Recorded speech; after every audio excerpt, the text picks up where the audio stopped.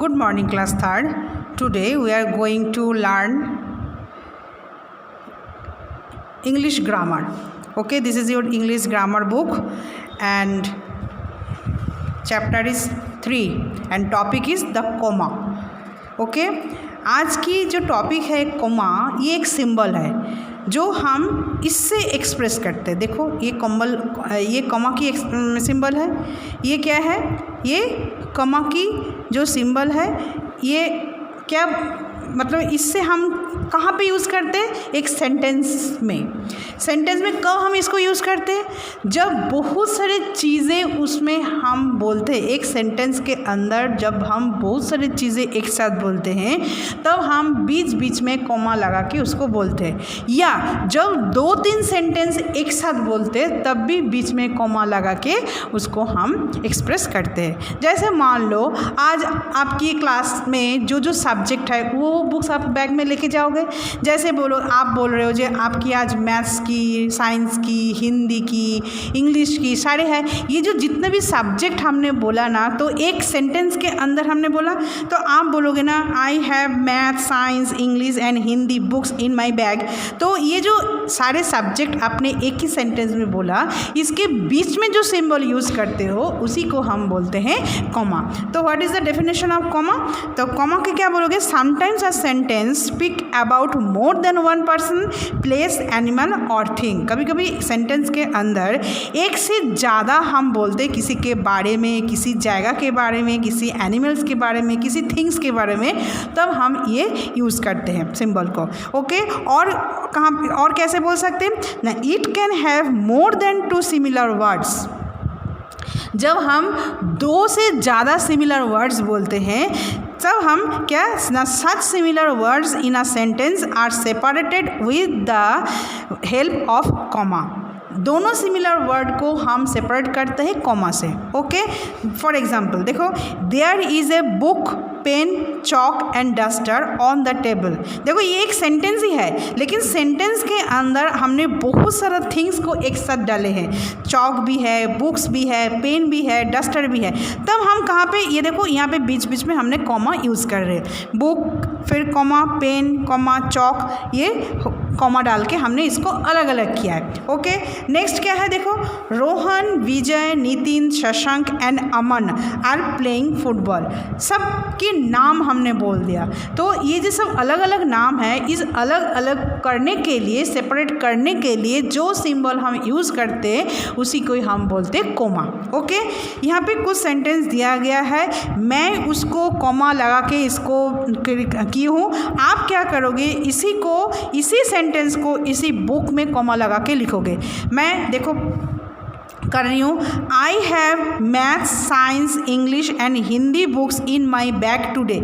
यहाँ पे कहाँ का कॉमा लगेगा? देखो, मैथ्स के बाद, फिर साइंस के बाद, फिर और नहीं, ये इंग्लिश एंड हिंदी। तो आप यहाँ पे लिखोगे I have maths,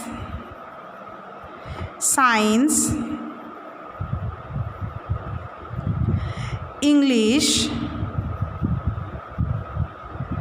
and Hindi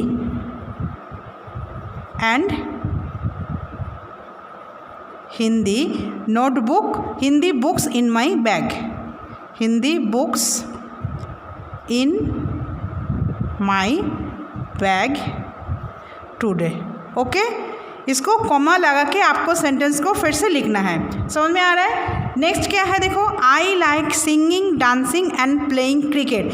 तो कहाँ पे कॉमा लगेगा? सिंगिंग के बाद फिर डांसिंग एंड प्लेइंग। तो सेम सेंटेंस को आपको कॉमा लगा के नीचे इस खाली स्थान में लिखना है। ओके, समझ में आ रहा है आपको? ओके, नेक्स्ट क्या है? देखो, Riya, Sita and Tina are taking part in drawing competition. इसमें देखो सबके नाम लिखा है, तो सबके नामों के बीच में ये कॉमा आएगा।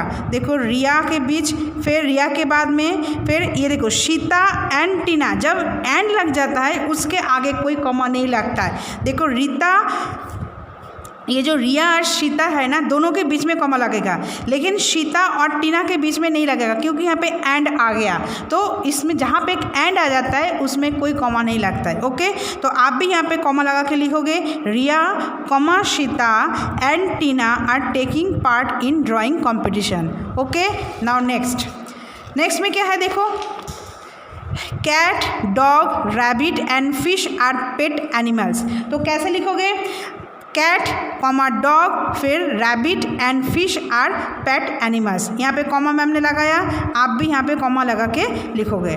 There are red, green, yellow and orange balloons in the box. तो कॉमा कहाँ पे लगाओगे, ये रेड के बाद फिर ग्रीन के बाद, और येलो और ऑरेंज के बीच में एंड आ गया तो इसमें कॉमा नहीं लगेगा। तो क्या लिखोगे, there are red comma green comma yellow and orange balloons in the box. Okay, next, my room has 2 windows, 1 door and 1 cupboard. तो बीच में लगेगा, 2 विंडोज़ के बाद कॉमा लगेगा, और फिर 1 डोर एंड 1 कपबोर्ड के बीच में कॉमा नहीं लगेगा क्योंकि यहाँ पे एंड आ गया।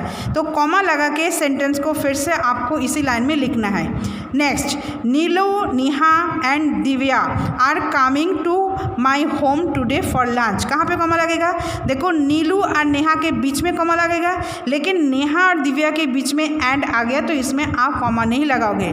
तो Neelu comma Neha and Divya are coming to my home today for lunch. Okay, now next, I ate ice cream, burgers and sandwiches with my friend with yesterday.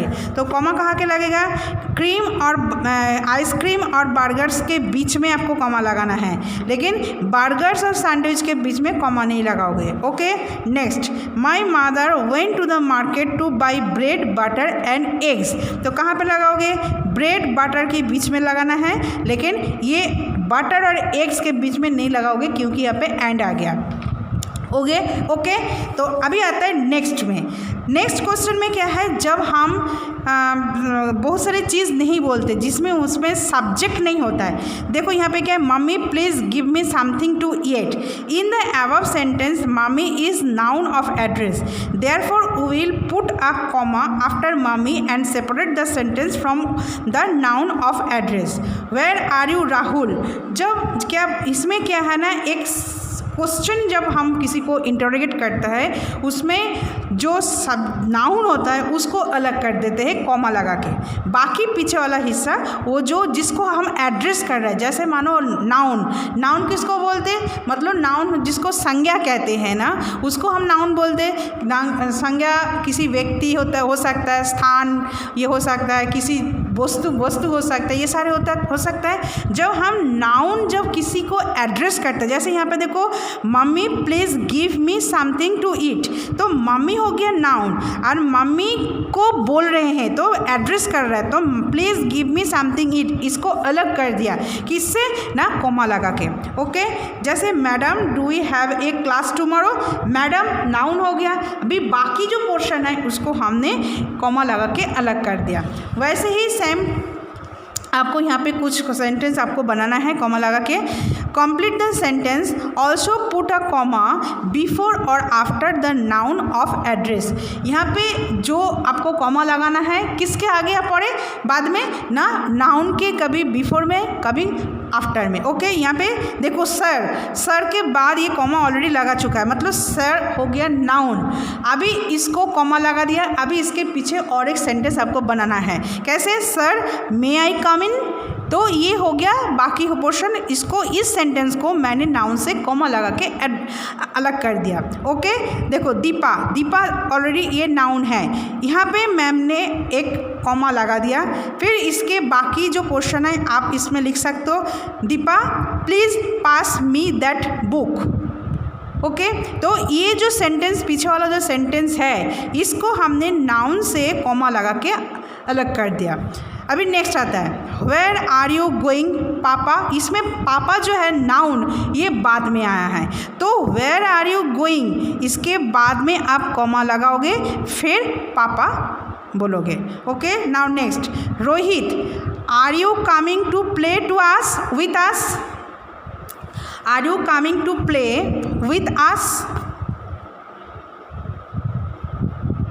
Okay, तो यहाँ पे रोहित ऑलरेडी नाउन है, इसको मैंने जो पीछे वाला पोर्शन है इसको मैंने कॉमा लगा के अलग कर दिया। Okay, now next, I forget to bring my notebook ma'am. ये देखो मैम जो है ये पीछे है, मतलब लास्ट में है, मतलब लास्ट में नाउन है।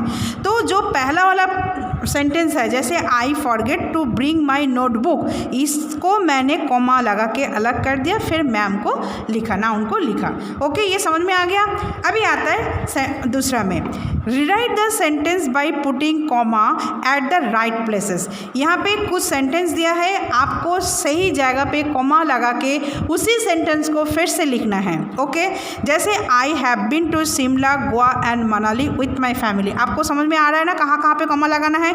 देखो यहाँ पे बहुत सारा प्लेसेस को नाम दिया है, तो आपको प्लेसेस के बीच में आपको कॉमा लगाना है। तो I have been to Shimla, comma Goa and Manali with my family, तो यहाँ पे आप कॉमा लगा के सेंटेंस को लिखोगे।